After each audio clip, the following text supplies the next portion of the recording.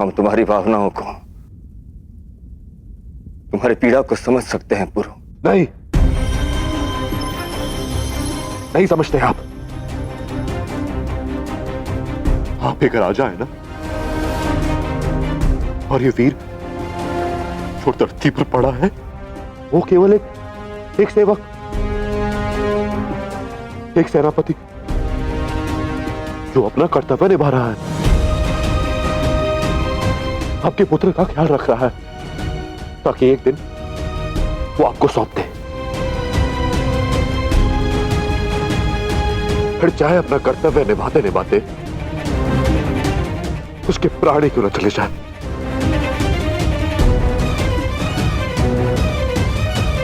वो तो बस अपना कर्तव्य निभा रहा था, बस। उसके सम्मान में एक शोक सभा, एक भाषण, बस यही कर सकते ना हम।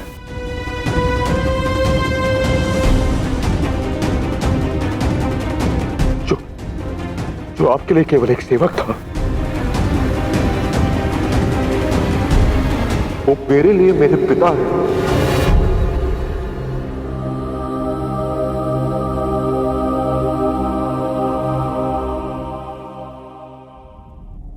समझ में नहीं आता कि कोई अपने विश्वास के पात्र को इतने समय के लिए कैसे भूल सकता है।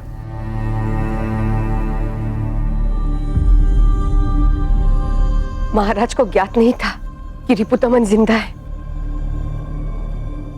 मानता हूं ज्ञात नहीं था।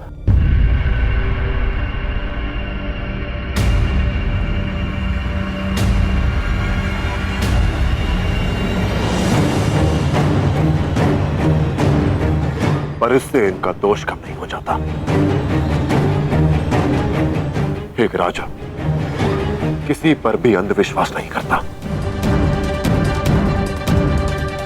यदि एक राजा किसी की सुनाई हुई कहानी के पीछे का रहस्य ना जान पाए तो ये उसकी भूल नहीं, अपराध है ये।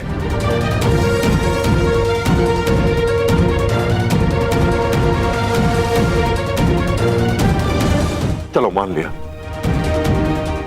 कि आपको विश्वास हो गया कि सेनापति रिपुदमन मारे गए, पर क्या आपने ये प्रयास किया कि इनके परिवार के विषय में जान सकूं? एक पल के लिए भी आपके मन में यह विचार नहीं आया ना कि रातों रात इनकी पत्नी और इनका पुत्र कहां लुप्त हो गए? यदि आपके मन में इनके परिवार की सहायता करने का विचार ना आया हो तो अपराधी हैं आप।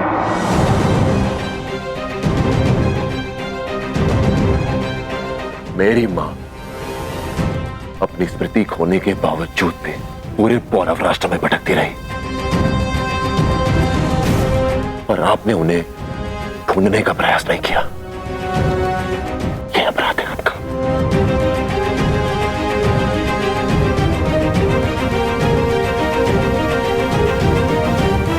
मैं नहीं जानता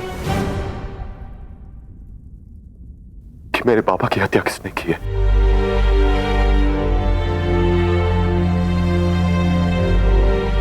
परंतु उसके उत्तरदायी केवल आप हैं महाराज पमनी, केवल आप।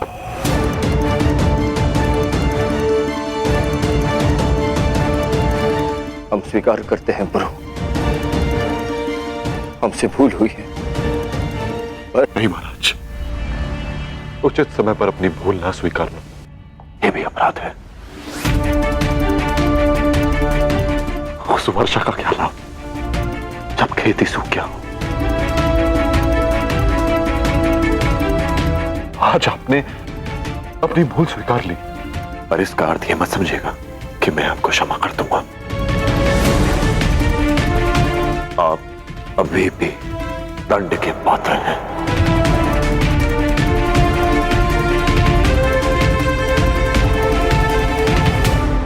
यदि आपको ऐसा लगता है कि वर्षों पहले पिछड़ा पुत्र आपको वापस मिल चुका है तो ये भूल है आपकी।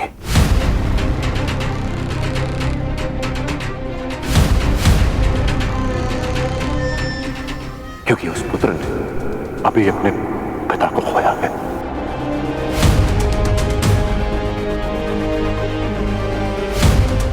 आपसे मेरा कोई संबंध नहीं महाराज।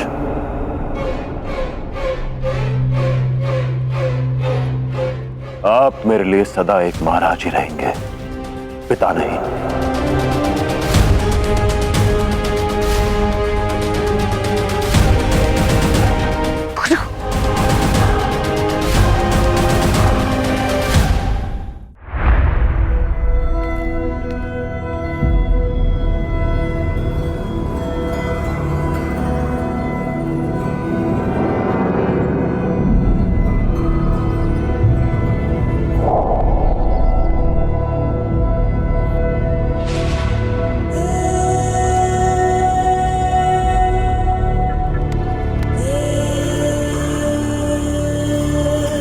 पुरु जिस दर्द, जिस पीड़ा से गुजर रहा था, उसे महसूस करके मैं भी सहम गई। उसे उसकी पहचान मिली, पर पहचान देने वाला उसने खो दिया। उसे उसके आज का परिचय मिला, पर बीते कल का सहारा उसने खो दिया। यहाँ भारत का रक्षक पुरु बिखर रहा था, और वहां अलेक्जेंडर अपने अस्तित्व के बिखरे टुकड़ों को एक करने के लिए रास्ता खोज रहा था।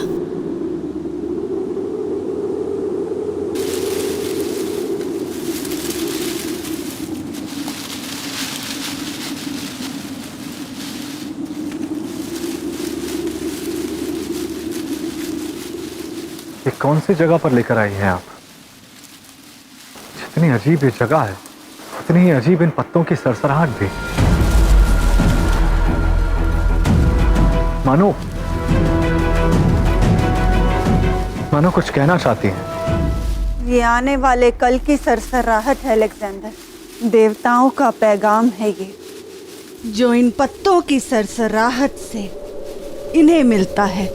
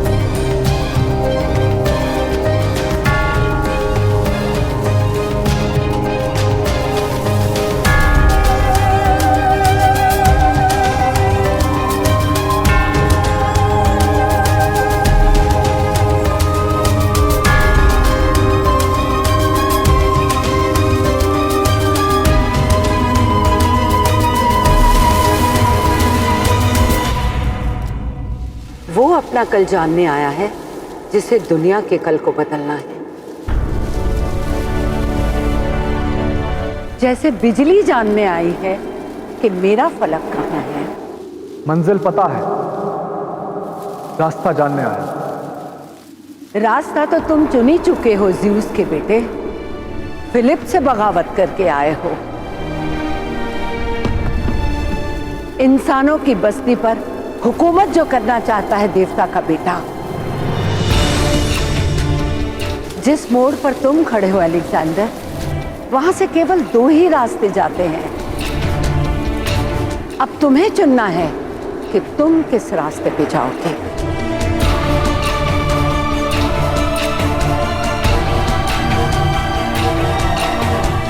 एक रास्ते पर है जिंदगी, तारीख खत्म होने के बाद तक की लंबी उम्र, औलाद, बीवी, घर, सब कुछ होगा। नहीं होगा तो बस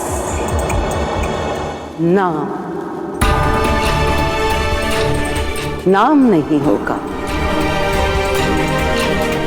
और दूसरा रास्ता कभी दुनिया को तुम्हारा नाम भूलने नहीं देगा। तारीख कयामत तक तुम्हारे नाम को फना नहीं होने दी है, मगर तुम्हारी उम्र की कीमत पर।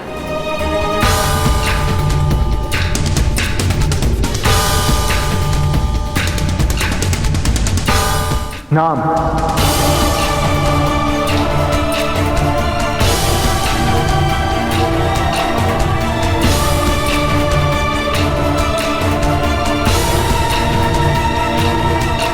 जिंदगी भले ही छोटी हो, पर नाम बड़ा होना चाहिए, क्योंकि इंसान मर सकते हैं पर नाम हमेशा जिंदा रहता है। बहुत बड़ी चीज चुन ली है अलेक्जेंडर, और बहुत मुश्किल रास्ता भी।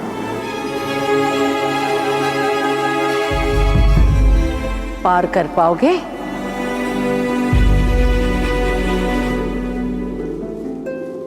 अपने ख्वाब की तामील के लिए मुझे जो करना पड़ेगा मैं करूंगा।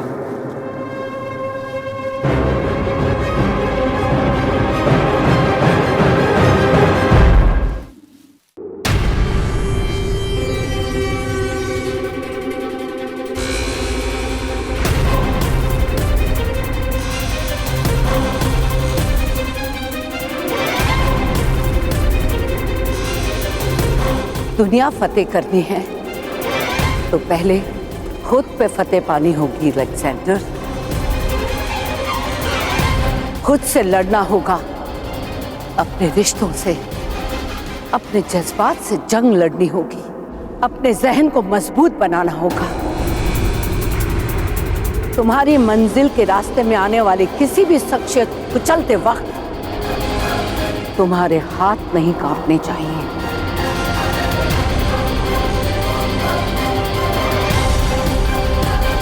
इस रेगिस्तान के एक छोर से दूसरे छोर पर जाना है, और रास्ते में जो मिले कत्ल कर देना है उसका,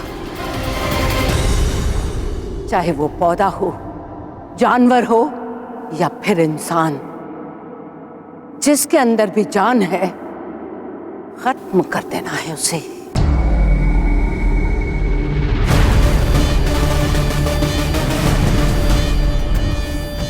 कहा था ना, बड़ा मुश्किल रास्ता चुना है तुमने।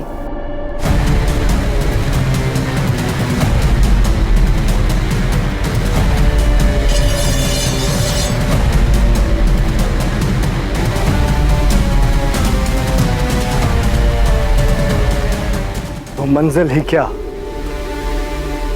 जिसे पाना आसान हो।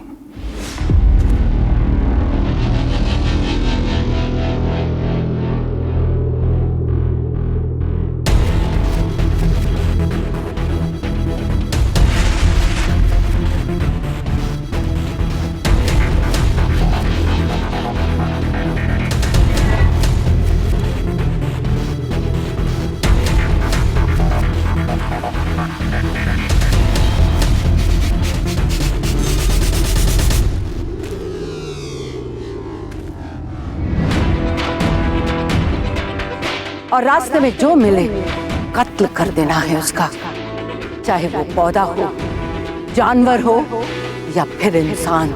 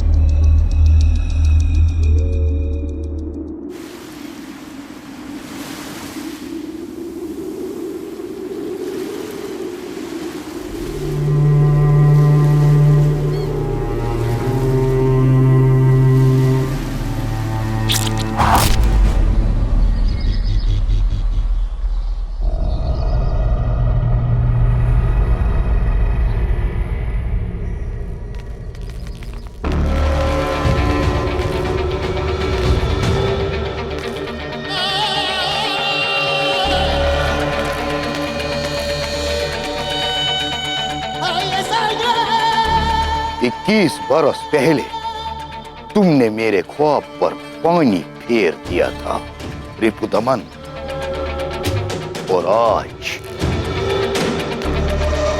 21 बरस बाद फिर से तुम मेरे और मेरे ख्वाब के बीच में आ गए। अब वक्त आ गया है मैं अपने ख्वाब के रास्ते के इस कांटे को निकाल फेंकूं।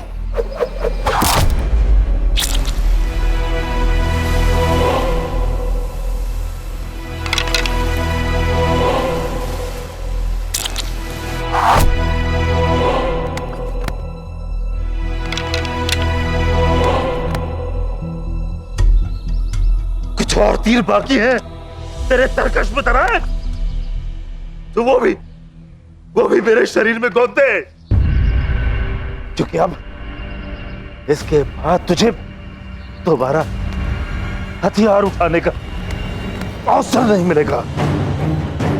एक एक बार तेरे सपनों की चिता की लकड़ी बनेगा दरायस। लौट आया है पुरु, भाग्य ने उसे भारत का रक्षक बनाकर भेजा है, और मैंने उसे प्रशिक्षण दिया है कि तुझसे से दुश्मन का भक्षण करे वो। और अब तो उसे उसका परिवार भी उससे मिल गया।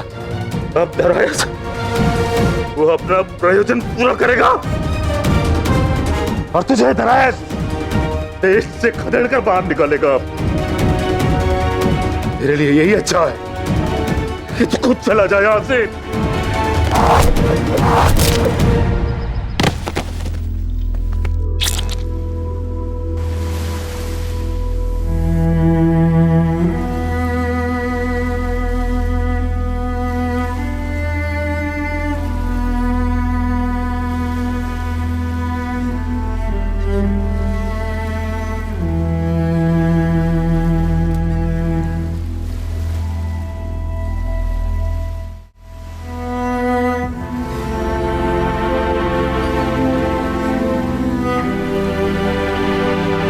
पुरु, सज्जन काका के शव को दस्युलोक ले जाना होगा।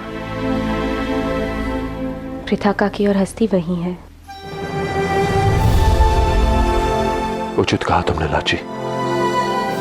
शव और शवकर उसके परिवार के पास ही होना चाहिए। बाबा का परिवार भी दस्युलोक में है, और इसलिए मैं भी वहीं रहूंगा। ये क्या कह रहे हो पुरु? तुम्हें अभी अभी अपने माता पिता मिले हैं, अपनी पहचान पाई है। तुम पौरव राजकुमार हो पुरु। तुम अब दस्युलोक नहीं आ सकते। वर्षों तक जिस माँ की ममता और परिवार के प्रेम से तुम वंचित रहे, उसे तुम आज छोड़कर कैसे आ सकते हो?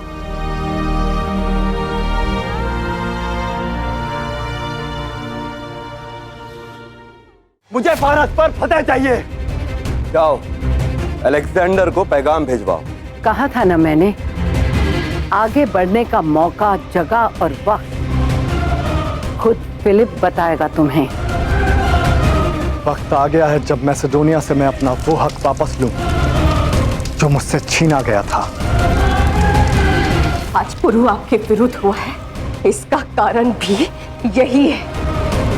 सोचिए महाराज, कौन होगा जिसने मुझे बंदी बनाया और पुरु के सामने मुझे मृत दिखाया, ताकि पुरु आपको मार डालने पे आतुर हो उठे।